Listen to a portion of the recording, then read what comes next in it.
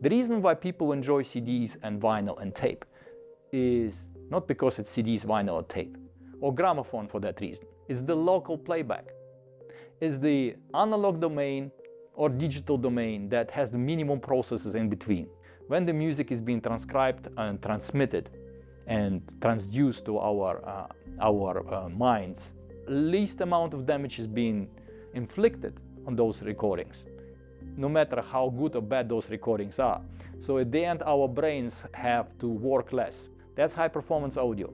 I would never expect a high performance results from a high performance audio system when it is connected to some sort of complex processing algorithms, such as streaming.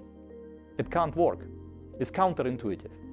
So if we're looking to reproduce music with the maximum pleasure as a goal in mind, we need to abandon all these processes that damage the musicality and corrupt our musical pleasure. So the demand for vinyl and CDs has kind of been steady and improving and growing. The question is why? I think the answer is somewhere back, way back. If you look at one of the first recordings ever made and reproduced, that would be our gramophone.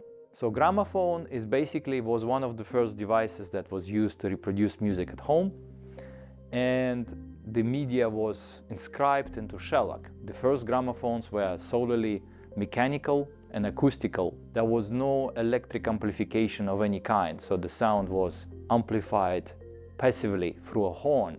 The difference between the playback of a gramophone and the playback through a digital source by the means of streaming is at two exactly extremes. Process of playing back through a gramophone and recording the music involve a very little in between, from the live event through the playback to the listener. There's very little processes which I would characterize as damaging process. When the shellac was recorded, it was done with very little intermediary processing in between. So it was the microphone, obviously conductors, cables, maybe smaller amplification device, and then it was directly mechanically inscribed into the shellac itself by physical means. The playback involved basically a needle that was firmly placed on the shellac, and the vibration and the whole energy from the surface were then transmitted directly through mechanical means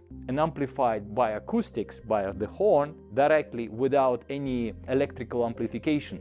And the result is simply astonishing. The vividness, the characteristics that we associate with the live and the analog performance are very close. Now, if we fast forward and look what's happening nowadays when we play back music, there are millions of processes in between the original event that was recorded and throughout the playback until the listener gets something. I call these are the very damaging processes that basically make the music anemic, dead, lifeless, synthetic, unnatural. I think that it becomes more apparent. So the music is nowadays almost generated and produced in the digital domain. The samples which were originally captured from the analog domain were stored somewhere, then they were mixed, mastered, remastered, and then finally somewhere captured in some medium. Obviously there's some mixing involved and compressors, controllers, limiters, and all in between, all these synthetic, non-natural electronic components that are involved in the recording, and so captured on some media, say a hard drive. This is then being accessed by the listener through a means of streaming, which is again then going and traveling through networks, switches, hubs, routers, and beat perfect error correcting mechanisms that the whole process goes through until it ends up at the digital to analog converter of a listener, and then this data is then been again processed through sort of noise shaping processes, modulations and demodulations, and when we finally listen to that piece of information, then it's been amplified with those negative feedback based amplifiers, which then drive very low sensitivity type of heavy cones and speakers with multiple, with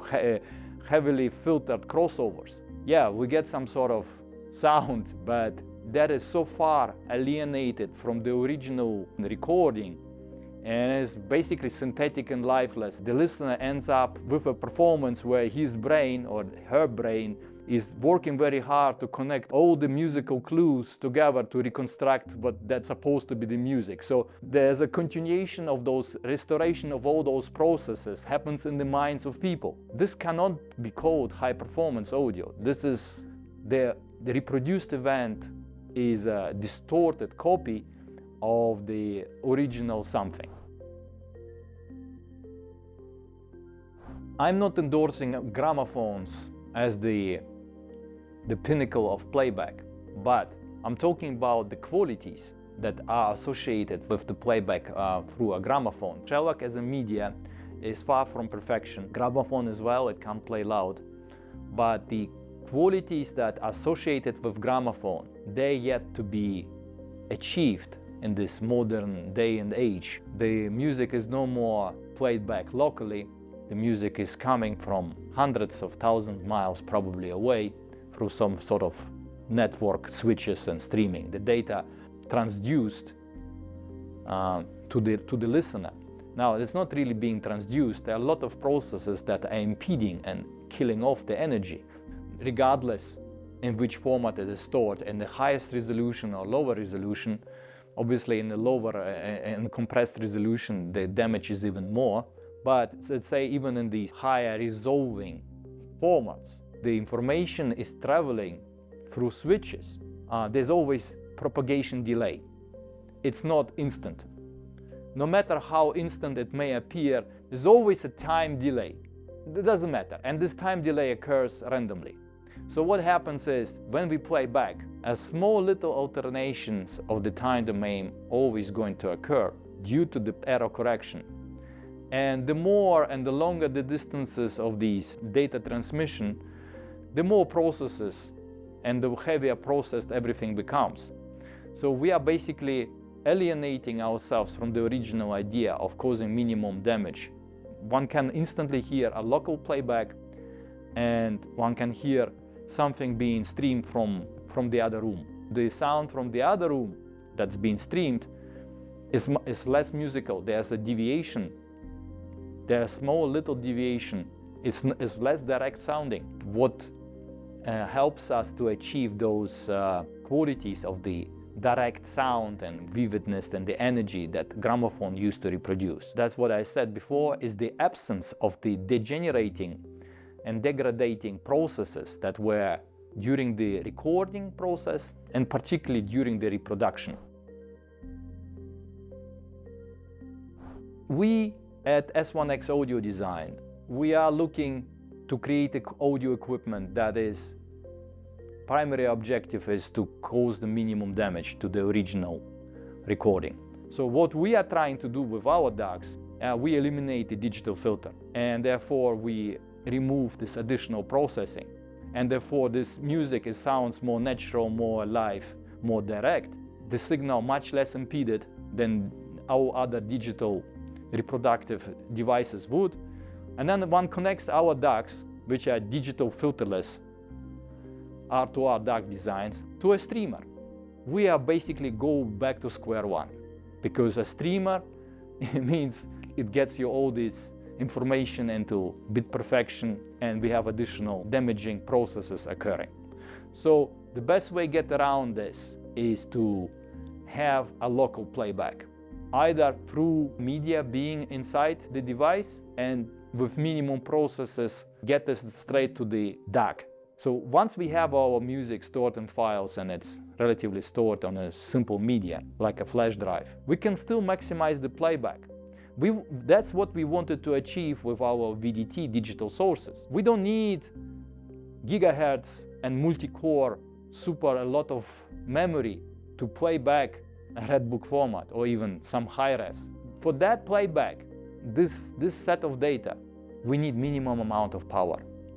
And the minimum we can use, the better it is for the playback. So a VDT is a radical concept that borrows the idea of local playback such as turntables, CDs, tape, using the CPU, using the flash media, offering some convenience of the streaming without having to rely on streaming. Yes, if somebody likes streaming and it's a great way to discover music, yes, you're welcome. But if one is looking to play back the music at its highest possible potential and achieve the highest performance in the playback, then the streaming is totally wrong concept. In the minimum processing device, that would be probably a CD player in digital. However, nowadays the CD pickups are not of the quality that is desirable to achieve such a result. The VDT is the next best thing to it because it's been designed to operate like a CD player, but instead